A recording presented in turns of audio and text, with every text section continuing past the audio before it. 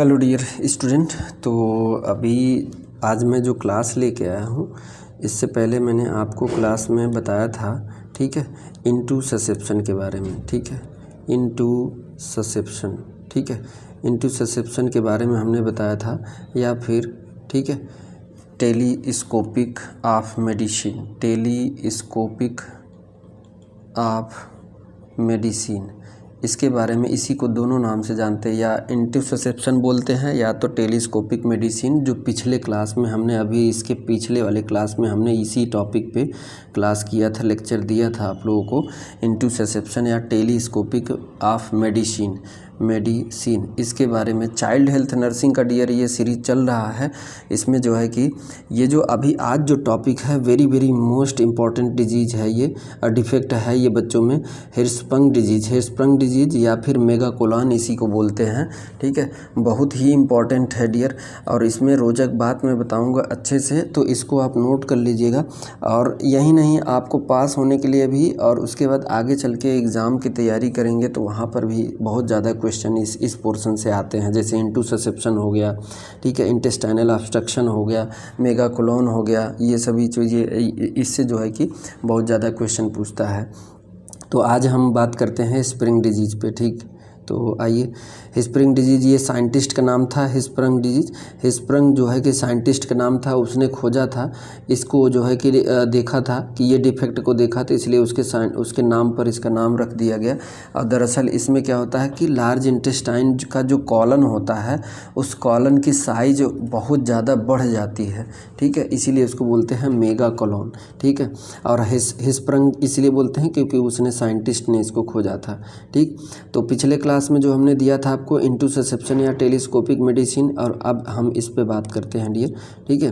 तो देखिए ये होता क्या है, it is also called a ganglion. देखिए इसका नाम भी, कई बार तो नाम से ही आपको परेशानी हो जाती है कि हिस्प्रंग डिजीज़ क्या होता है, ना हिस्प्रंग बोल के वो मेगाकोलॉन बोल दिया, या फिर ए गैंग्लियनिक मेगाकोलॉन बोल दिया, ठीक है।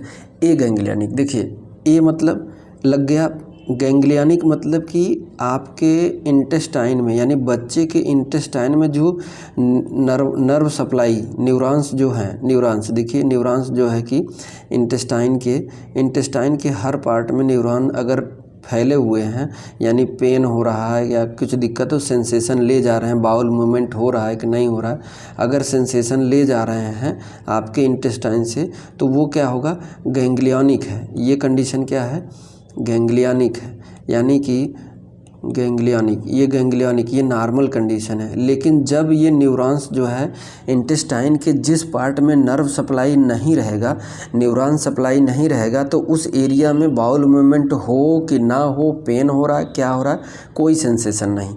इस वजह से जब मल मूत्र आगे बढ़ता है तो जहाँ पे ये प्रक्रिया जैसे रहता है, वहाँ पे कोई बाउल मूवमेंट ही नहीं होता है, इस वजह से वो वहीं का वहीं रह जाता है। तो बच्चा जो है कि हफ्ते हो गया, 10 दिन हो गया, महीने हो गया, लेटरिंग नहीं किया, अभी भी वहीं पड़ा है, अब उसमें जो है कि फंस गया, और दिन पर दिन इसका साइज बढ़ता चला गया। अब न्यूरल, अगर यहाँ पे नर्व सप्लाई होता तो ब्रेन में जाता या फिर वहाँ पे सेंसेशन आता तो बाउल मूवमेंट होता, ठीक है। तो बाउल मूवमेंट नहीं हो रहा है, यानी कि बाउल मूवमेंट होता है तो जो हमारे इंटेस्टाइन का पार्ट है वो आगे की तरफ मूव करता है, लेकिन बाउल मूवमेंट जब है ही नहीं रहा, और क्यों नहीं हो रहा, क्योंकि नर्व सप्लाई यहाँ पर नहीं है, सेंसेशन जा ही नहीं रहा। हमारे इंटेस्टाइन के हर एक पार्ट में या बॉडी के हर एक पार्ट में नर्व सप्लाई है। अब सोचिए कि आपके हाथ में ही, अगर हाथ में या पाँव में या अंगुलियों में ही, हाथ छोड़िए, अंगुलियों में ही अगर नर्व सप्लाई ना हो तो वहाँ पे आपको कुछ फील ही नहीं होगा, कुछ सेंसेशन ही नहीं होगा, और ना ही उसको मूव कर पाओगे, ना ही वो कर पाओगे, नर्व सप्लाई बंद। तो आप सोचिए, अंदर अगर आंत में ऐसा हो गया तो कैसे वहाँ पे समस्या का समाधान होगा। तो ऐसे कंडीशन में इंटेस्टाइन का, लार्ज इंटेस्टाइन का जो पार्ट होता है, ठीक है, लार्ज इंटेस्टाइन का जो पार्ट होता है, देखिए मान लीजिए यहाँ से ये हुआ लार्ज इंटेस्टाइन का जो ये कोलन हो गया, ठीक है, ये रेक्टम और ये कोलन, ठीक है। तो ये लार्ज इंटेस्टाइन का पार्ट हो गया, और यहाँ से स्मॉल इंटेस्टाइन, ये स्मॉल इंटेस्टाइन है, ठीक है। तो यहाँ पे अब इस एरिया में, ठीक है, थोड़ा सा कलर चेंज करते हैं, हाँ, देखिए इस एरिया में, इतने एरिया में लार्ज इंटेस्टाइन के लार्ज इंटेस्टाइन में कौन कौन part? Ascending part, transverse part, descending part और कॉलन। कॉलन में सिग्मॉइड कॉलन, ठीक है। तो इसी एरिया में स्टूल आके यहीं पे इकट्ठा हो जाता है और इसी एरिया में नर्व सप्लाई नहीं होती है। ये पैदाइशी डिफेक्ट है, पैदाइशी डिफेक्ट है कि पैदा होने से जब बेबी का एम्ब्रियो जब इंटेस्टाइन बन रहा था, इंटेस्टाइन का निर्माण हो रहा था, तो कुछ वजह रहा होगा, हम काजेज अभी बता देंगे। पहली बात तो इसका काज कोई एग्जैक्ट काज पता नहीं चला, लेकिन ये देखा गया कि क्रोमोजोमल हो सकता है कि क्रोमोजोम में गड़बड़ी होने की वजह से ऐसा हो जाए, ठीक है। तो इसमें नर्व सप्लाई ही नहीं है। इधर से तो चला आया स्टूल, इधर से तो स्टूल पास होते चला आया, इधर चला आया, क्योंकि इधर बाउल मूवमेंट प्रेजेंट था, इधर बाउल मूवमेंट प्रेजेंट था, लेकिन यहाँ पे आया बाउल मूवमेंट हो ही नहीं रहा, वो यहीं के यहीं है, आगे बढ़ ही नहीं रहा। तो इस कंडीशन में क्या होता है कि कॉलन की साइज़ बढ़ जाती है, कॉलन की साइज़ बढ़ जाती है, इसीलिए इसको कहते हैं मेगा कोलोन, ठीक है। मेगा कोलोन, मेगा मतलब बड़ा, कोलोन मतलब कॉलन, मेगा कॉलन तो बढ़ जाता है, इसलिए मेगा कॉलन बोलते हैं।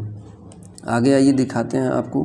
अब ये क्या है, इसीलिए इसको ए गैंग्लियनिक बोलते हैं, गैंग्लियनिक नॉर्मल को बोलते हैं और ए गैंग्लियनिक एब नॉर्मल को बोलते हैं, ठीक है। तो ये है ड्यूरिंग जेस्टेशनल लाइफ, यानी कि जब यूट्रस में था baby, the ganglionic nerve fibres, जो गैंग्लियनिक नर्व फाइबर हैं, are distributed to all portion of GIT tract. हमने बताया कि जो गैस्ट्रोइंटेस्टाइनल ट्रैक्ट है उसमें सभी में डिस्ट्रीब्यूट हो जाता है, but some time the portion of GIT में not receive the ganglionic nerve fibres, और कुछ पोर्शन में जब नहीं हो पाता है, रिसीव नहीं कर पाता है, तो इस कंडीशन में in the absence of ganglionic nerve fibrous, the nerve stimulus does not received and peristalsis, यानी peristalsis movement नहीं हो पाएगा, will not occur in that ganglionic portion, यानी कि वहाँ पे नर्व है ही नहीं, इसलिए ए गैंग्लियनिक, अगर नर्व होता तो गैंग्लियनिक बोलते, ठीक है। Due to absence of peristalsis the food particle become accumulated, क्या हुआ, इकट्ठा होने लगा, just proximal to the aganglionic portion, ठीक है। आगे रास्ता साफ ही नहीं है, आगे रास्ता में कोई हलचल ही नहीं है, तो वो स्टूल जहाँ तक था हलचल वहाँ तक आया, उसके बाद रुक गया, ठीक है। प्रॉक्सिमल पोर्शन बिकम इनलार्ज, ठीक है। अब प्रॉक्सिमल पोर्शन इनलार्ज हो गया, जैसे देखिए ये अभी मैंने बताया आपको, फिर से बता दे रहा हूँ। देखिए यहाँ पे मान लीजिए ये इंटेस्टाइन, देखिए ये लार्ज इंटेस्टाइन अभी मैं दिखाया आपको, वैसे फिर दिखा दे रहा हूँ। पता नहीं क्यों लगता है कि समझ में अभी नहीं आया होगा आप लोगों को, इस वजह से मैं ऐसे बार बार समझाता हूँ, ठीक है। ये तो देखिए यहाँ पे स्टूल, चलिए हम स्टूल, इसको चलिए स्टूल पीला लेते हैं, स्टूल है ना ये स्टूल पीला, ठीक है, ये स्टूल है। तो ये आगे अभी तक इधर बाउल मूवमेंट हो रहा था, आया यहाँ फिर आया, ठीक है, इधर से ये स्टूल आया, तो स्टूल ये दिन पर दिन आगे बढ़ रहा था, ठीक है, आगे बढ़ रहा था, क्योंकि यहाँ पे पेरिस्ट इस एरिया में, इस पोर्शन में, और देखिए कहाँ पे, देखिए इतने पोर्शन में मान लीजिए नर्व सप्लाई एब्सेंस है, नहीं है इतने पोर्शन में, बाकी इस पोर्शन में है, इतने पोर्शन में नर्व सप्लाई है यहाँ से, तो इधर पेरिस्टाल्सिस मूवमेंट होगा, स्टूल पास होगा, आगे जाएगा, आगे जाएगा, आगे जाएगा, आगे जाएगा, आगे जाएगा, और यहीं पे आके इकट्ठा हो जाएगा, क्या, स्टूल। चलिए अब वो बच्चा फीड कर रहा है, बढ़िया से पच भी रहा है, सब कुछ है कुछ दिन तक, और स्टूल यहीं पे इकट्ठा हो रहा है, कुमुलेट हो रहा है, कुमुलेट हो रहा है, कुमुलेट हो रहा है सब आके, क्योंकि इधर कोई पेरिस्टाल्टिक मूवमेंट ही नहीं है इस एरिया में। आगे जो है रास्ता, आगे रास्ता ठीक है नहीं, यहाँ पे कोई हलचल ही नहीं दिख रही है, यहाँ पे पेरिस्टाल्सिस मूवमेंट होता तो आगे बढ़ता, लेकिन यहाँ पे पेरिस्टाल्सिस मूवमेंट नहीं है, तो सारा जो वेस्ट पार्टिकल है, जो स्टूल है, वो यहीं पे इकट्ठा हो रहा है। अब यहीं पे इकट्ठा होते होते इसकी साइज़, इंटेस्टाइन की साइज़ जो है बढ़ती चली गई, ऐसे देखिए, ऐसे ऐसे बढ़ गया, ठीक है, इंटेस्टाइन की साइज़ बढ़ गई, क्योंकि स्टूल यहाँ पे इकट्ठा हो गया, ठीक है, यहाँ पे स्टूल इकट्ठा हो गया, अब आगे नहीं जा रहा, तो ये देखिए साइज़ बढ़ गया ना, तो मेगा कोलोन, इसीलिए कॉलन का पोर्शन अगर बढ़ गया तो इसे मेगा कोलन बोलते हैं, क्योंकि आगे रास्ता ठीक नहीं था, इसलिए सब इकट्ठा यहीं हो रहा था, ठीक है। तो आई थिंक अब समझ में आ गया होगा, बहुत ही इम्पॉर्टेंट ये डिजीज़ है, आप लोग इसको अच्छे से समझ लीजिए, ठीक है। अब कह रहा है कि the proximal portion become enlarged. अब प्रॉक्सिमल पोर्शन वही जहाँ रुका था, एक्युमुलेट हुआ था, वैसी को वो क्या हो जाएगा, इनलार्ज हो जाएगा।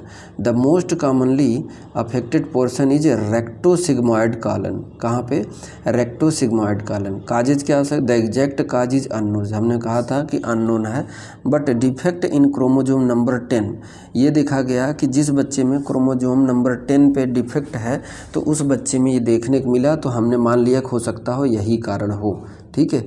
जबकि एग्जैक्ट काज उसको हम कैसे मान सकते हैं, तो ये इस वजह। पैथोफिजियोलॉजी की बात करें इसकी, तो due to absence of ganglionic cell, वहाँ पे गैंग्लियनिक नर्व नहीं था। There is lack of peristalsis movement, वहाँ पे पेरिस्टाल्सिस मूवमेंट नहीं होगा अफेक्टेड पोर्शन में। Functional obstruction of colon, colon में ऑब्स्ट्रक्ट हो जाएगा। Accumulation of gas and faecal matter at the proximal defect, ठीक है। डिफेक्टेड पार्ट में गैस और स्टूल रुकना स्टार्ट हो जाएगा, और एक दिन रुकते रुकते महीने 15-20 दिन में क्या हुआ, बहुत ज़्यादा स्टूल इकट्ठा हो गया, उसकी वजह से enlargement of colon occur, so it is also known as megacolon, ठीक है। तो ये पैथोफिजियोलॉजी सिंपल है, जो हमने अभी वही समझाया वही पैथोफिजियोलॉजी के फॉर्म में है, इसमें देख लीजिएगा, ठीक है। तो ये है, आगे बात करते हैं। देखिए इसको हम दिखा दे रहे हैं आपको, हैस्प्रिंग डिजीज, ठीक है। तो देखिए ये नॉर्मल है, ये क्या है, ये वाला, ये देखिए नॉर्मल है, देखिए तो ये नॉर्मल है, लेकिन देखिए यहाँ से आ जा रहा तो यहाँ normal side, normal side, normal side, लेकिन देखिए इतने एरिया को, देखिए इतने एरिया को, इतने एरिया इतना बढ़ गया है, देखिए ये बढ़ गया है, साइज बढ़ गया है। क्यों, क्योंकि इधर जो है कि इधर नर्व नहीं है, जहाँ नर्व एब्सेंस है, नर्व सप्लाई जहाँ एब्सेंस है वहाँ साइज नहीं बढ़ेगी, वहाँ साइज नहीं बढ़ेगा। उससे पहले क्योंकि उससे पहले तो वर्क कर रहा था, तो यहाँ तक आके इकट्ठा हो गया, यहाँ स्टूल आके, यहाँ तो आगे जा ही नहीं रहा, तो फिर जाएगा कैसे। तो डिफेक्ट जहाँ होता है वहाँ नहीं, डिफेक्ट से पहले, इसीलिए तो प्रॉक्सिमल शब्द का इस्तेमाल किया गया है, प्रॉक्सिमल, ठीक है, यानी पहले ही। प्रॉक्सिमल मतलब पहले, जहाँ डिफेक्ट है उससे पहले ही। तो यहाँ पर भी देखिए हैस्प्रिंग डिजीज़ का ये फिगर हमने दिखाया आपको। तो यहाँ पे देखिए साइज ये बढ़ गया है, क्योंकि इधर जो है कि रेक्टम में क्या था, एब्सेंस था नर्व सप्लाई, ठीक है। तो ये हैस्प्रिंग डिजीज़ है डियर। अब उसके बाद साइन सिम्टम की बात करते हैं, ठीक है। साइन सिम्टम में क्या होता है, फेल्योर टू पास मेकोनियम, ऐसे बच्चा जो है कि जब रुक जाएगा वहीं पे, जब मूवमेंट ही, पेरिस्टाल्सिस मूवमेंट ही नहीं होगा, तो मेकोनियम ऐसे बच्चे में फंसा रह जाएगा, अंदर ही, पास ही नहीं करेगा। जबकि नॉर्मल मेकोनियम 24 घंटे के अंदर पास हो जाना चाहिए, फर्स्ट स्टूल पास हो जाना चाहिए बच्चे का। एब्डोमिनल यानी पेट की साइज़ उसका बढ़े, क्योंकि अंदर गैस बनेगा और स्टूल बनेगा। पुअर सकिंग होगा, पुअर फीडिंग होगा, सही से सक नहीं करेगा, सही से फीड नहीं करेगा, ठीक है। In order to older children में क्या होगा, ग्रोथ रिटार्डेशन, उसका वृद्धि रुक जाएगा, ठीक है। एब्डोमिनल यानी पेट की साइज़ बढ़ जाएगी, एब्डोमिनल पेन होगा। बिलियस वोमिटिंग होगा, यानी कि जो उल्टी होगा उसमें बाइल भी प्रेजेंट होगा। अब देखिए पिछले वाले जो हमने आपको बताया था, हमने आपको इंटूससेप्शन बताया था, ठीक है, इंटूससेप्शन बताया था, उसमें कैसा था, जेली लाइक स्टूल था, ठीक है। लेकिन यहाँ पे ribbon like foul smelling stool होगा, हार्ड स्टूल होगा, और पिलेट यानी कि जो चिड़ियों के जो पिलेट होते हैं, यानी वैसा स्टूल होगा। ऐसे थोड़ा थोड़ा ऐसे पुट्टी करेगा, ऐसे पुट्टी करेगा, थोड़ा थोड़ा ऐसे, पिलेट, इसे पिलेट कहते हैं, ऐसे, ठीक है, ऐसे। तो ये पिलेट टाइप, ठीक है। तो ये हो जाता है। मोस्ट इम्पॉर्टेंट जो हमने ये दिखाया आपको यही है, क्वेश्चन यहाँ से पूछता है, ठीक है। देखिए यहाँ से पूछता है, ये स्टूल उसमें कैसा था, जेली लाइक था, इसमें बिलियस होगा और रिबन लाइक होगा, फीते जैसा होगा, रिबन लाइक होगा, और या तो फिर पिलेट लाइक हो स्टूल, क्या बोलते, पिलेट लाइक, यानी कि जैसे चिड़िया पिलेट करती हैं थोड़ा थोड़ा वैसा। कॉन्स्टिपेशन एंड समटाइम डायरिया, कब्ज भी हो सकता है और या फिर डायरिया भी हो सकता है। ब्लास्ट साइन जैसे उसमें रप्चर होता था, इंटुसिसेप्शन में एक बैग रप्चर हो जाता था, वैसे इसमें भी ब्लास्ट साइन। थोड़े समय के लिए रिलीफ मिलेगा, फिर उसको बहुत ज़्यादा सीवियर पेन होगा। In which during rectal examination suddenly passing the stool like a blast that called blast sign. यानी कि इस कंडीशन में क्या होगा, जैसे ही आप इस बच्चे के रेक्टम की ओर से, रेक्टम की तरफ से, ठीक है, रेक्टम की तरफ से अगर जांच करना स्टार्ट किए आप, जैसे मान लीजिए ये लार्ज इंटेस्टाइन है, ठीक है, बच्चे का ये लार्ज इंटेस्टाइन और ये रेक्टम है, ठीक है, ये तो यहाँ पे स्टूल इकट्ठा हुआ था, यहाँ पे स्टूल इकट्ठा हुआ था इस एरिया में, इस पोर्शन में, और जैसे ही आपने जांच के लिए अंदर डाला तो ये इसका साइज़ बढ़ा और तेज़ी से आया, तेज़ी से स्टूल आया। और इसीलिए साइड में होके करना चाहिए एग्जामिनेशन, साइड में होके एग्जामिनेशन करना चाहिए, ठीक है। बच्चे के साइलेंसर के बगल में खड़े होकर होना चाहिए, एकदम ठीक साइलेंसर के सामने खड़े रहेंगे तो आपके ऊपर एकदम बढ़िया से ब्लास्ट हो जाएगा, ठीक है। तो ब्लास्ट साइन इसी को बोलते हैं। आगे कुछ एक्टिविटी हो नहीं रहा था, आपने गए और खोद दिया, वहाँ पे डिस्टर्ब कर दिया और फैल गया और रुका हुआ था, यहाँ से प्रेशर बना था और तेज़ी से मारा, इसी को बोलते हैं ब्लास्ट साइन, ठीक है। ब्लास्ट साइन इसी को कहते हैं। इस कंडीशन में नर्स को जांच करना चाहिए, लेकिन साइड में होके, साइलेंसर के बगल में होके, बच्चे का साइलेंसर दूसरी तरफ कर दीजिए, ठीक है। तो ऐसा है, इसे कहते हैं ब्लास्ट साइन। डायग्नोसिस क्या है, डायग्नोसिस क्या करेंगे, फिजिकल एग्जामिनेशन करेंगे, यूएसजी करेंगे, रेक्टल बायोप्सी करेंगे, ठीक है। उसके बाद नर्सिंग केयर क्या देंगे, monitor all vital and bowel sound frequently to give stool softener as per order, ठीक है, जैसा दिया हो स्टूल को सॉफ्ट करने के लिए। Daily bowel irrigation with NS, और बाउल का एनएस से इरिगेशन करते रहें, ठीक है। रिक्वायर्ड सर्जरी, कभी कभी ऐसे कंडीशन में जब ब्लास्ट हो जाता है या फिर नर्व ही नहीं प्रेजेंट है, तो जितने एरिया में नर्व प्रेजेंट नहीं है उस एरिया को छोड़ के बाकी जहाँ तक प्रेजेंट है उसको ऐसे शरीर से बाहर निकाल देते हैं। देखिए जैसे इसमें ये है, देखिए सर्जरी करते हैं, देखिए यहाँ पे देखिए इतने पोर्शन में क्या था, गैंग्लियनिक नर्व नहीं था, तो इसने को यहाँ तक था तो यहाँ तक स्टूल आ सकता है, तो यहाँ से ये वाला पोर्शन ऐसे शरीर के बाहर निकाल देते हैं, ऐसे यहाँ से ट्यूब फिट कर देते हैं और ऐसे ट्यूब ला के यहाँ पे एक पॉलीथीन या थैला लटका देते हैं यहाँ पे इसके थाई पे, और स्टूल इसमें पास होकर इसमें इकट्ठा होता है, इसमें निकालते रहते हैं, ठीक है। तो ये है, जितना पोर्शन में अगर नहीं है तो उसको कट करके जितने में है उसको बाहर निकाल दीजिए, वो खाता पीता रहेगा और स्टूले से बाहर निकलेगा। स्टूले तो बाहर निकालने का वो था, रास्ता था, तो वो रास्ता अब हमने आर्टिफिशियली बना दिया, ठीक है। तो ये आपको देखिए यहाँ पे ऑस्टोमी है, कोलोस्टोमी, ये देखिए बाहर से ऐसे दिखता है, बाहर से देखिए यहाँ पे किया जाता है ऊपर से, तो यहाँ पे बहुत ध्यान देना पड़ता है कि इन्फेक्शन हो जाएगा तो सीधा इंटेस्टाइन में पहुँचेगा, तो यहाँ पे बहुत कवर करना पड़ता है। और यहाँ नीचे इसके थाई पे ला के यहाँ पे बैग लटकाते हैं, बैग यहाँ थाई पे, और इसमें स्टूल इकट्ठा होता है, इसको खाली भी करना होता है, ठीक है। तो लटकाते नहीं, यहाँ बढ़िया से बैंडेज से या उससे रैप वो कर देते हैं, टैग कर देते हैं, ठीक है। तो ये है सर्जिकल मैनेजमेंट, ठीक है, सर्जिकल मैनेजमेंट। तो इसमें क्या होता है, सर्जिकल कोलोस्टॉमी क्या करते हैं, कोलोस्टॉमी करते हैं। फर्स्ट स्टेज में क्या, colostomy is created to provide rest of the megacolon portion, ठीक है, जो कोलोस्टॉमी करके हटा देते हैं। सेकेंड स्टेज में when the megacolon become normal then aganglionic portion is cut, ठीक है। अगर मेगा कोलोन पोर्शन जिसका साइज़ बढ़ा था, जिसमें स्टूल इकट्ठा हुआ था, तो उसको चेक करेंगे, अगर उसमें नर्व सप्लाई है तो उसको छोड़ देंगे और ए गैंग्लियनिक पोर्शन को कट कर देंगे, as removed and then end to end anastomosis कर देंगे, ठीक है। पिछले वीडियो में हमने एनास्टोमोसिस क्या होता है वो हमने बता दिया था आपको, आप पिछले वीडियो में देख लीजिएगा। अब ऐसे बच्चे की अगर सर्जरी हो गई तो इसका नर्सिंग केयर क्या करना होता है, इसमें monitor vital sign, intake output chart and maintain hydration, क्या करना होता है, मेंटेन हाइड्रेशन, यानी कि उसके बॉडी की फ्लूइड को मेंटेन करके रखना है। एसेस द स्टोमा, और हमेशा जो स्टोमा ये बनाया हुआ था शरीर पे वहाँ एसेस करते रहें कोई इन्फेक्शन तो नहीं है।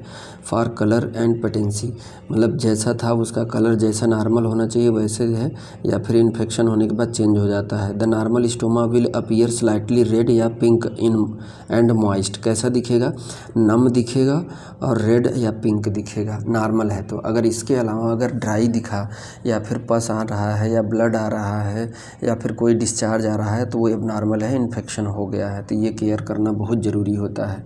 ठीक है, तो डियर ये आपका जो है कि nursing management post operative management था। तो डियर ये रहा आपका जो है कि हिस्परिंग डिजीज़। ठीक है, हिस्परिंग डिजीज़ बहुत ही इम्पॉर्टेंट है डियर, इसमें आपको इसको आप नोट कर लीजिए और आपके एग्ज़ाम में पूछा जाता है। मिलते हैं नेक्स्ट वीडियो में डियर, हम उसमें लेके आएंगे आपको एनोरेक्टल मालफॉर्मेशन। अब हम लार्ज इंटेस्टाइन के कॉलम तक आ चुके, अब हम रेक्टम आएंगे। नेक्स्ट क्लास में हम लास्ट टॉपिक बात करेंगे रेक्टम के बारे में, कि रेक्टम कब इम्परफोरेटेड होता है, यानी रेक्टम में कोई दीवार बन जाती है, डिफेक्ट हो जाता है जिससे स्टूल पास नहीं होता है, उसे बोलते हैं एनोरेक्टल मालफॉर्मेशन, जिस पे हम बात करेंगे। तो अब तक के लिए thank you so much dear, और वीडियो को पूरा देखिएगा और नोट्स प्रॉपर बनाते चलिए। Thank you so much.